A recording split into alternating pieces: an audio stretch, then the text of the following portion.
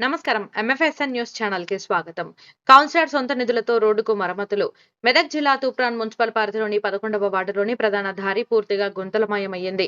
వర్షాకాల సీజన్ కావడంతో వర్షాల తాకిడికి చిత్తడిగా మారి రాకపోకలకు అంతరాయం ఏర్పడిందని గతంలో వార్తా కథనాలలో ప్రచురమైన మున్సిపల్ ప్రజాప్రతినిధులు గాని అధికారులు గాని పట్టించుకొని మరమ్మతులు చేపట్టే పరిస్థితిలో లేరని సంబంధిత కౌన్సిలర్ బొంది అరుణ వెంకట్ గౌడ్లు వారి సొంత నిధులను వెచ్చించి ప్రధాన రహదారిపై ట్రాక్టర్ల ద్వారా మొరంతో గుంతలను జేసీబీ సహాయంతో పూడ్చి సరిచేయడం జరిగింది.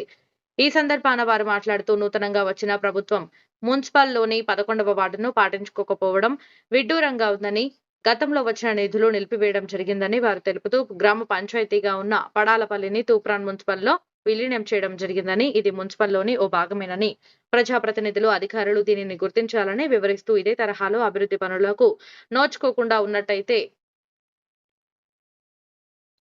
పరిధిలోని ప్రజలు దీన్ని పూర్తిగా గమనిస్తున్నారని, స్థానిక మున్సిపల్ ఎన్నికల్లో ఇప్పుడున్న ప్రభుత్వానికి ఓటు ద్వారా గుణపాఠం చెబుతారని ఈ సందర్భంగా కౌన్సిలర్ బొంది అరుణ వెంకట్ గౌడ్లు వెల్లడించారు. ఈ కార్యక్రమంలో 11వ వార్డు నాయకులు మెట్టెల ఆంజనేయులు యాదవ్, ఐలయ్య యాదవ్, గండి మల్లయ్య, కానుకుంట సుదర్శన్, లంబా రమేష్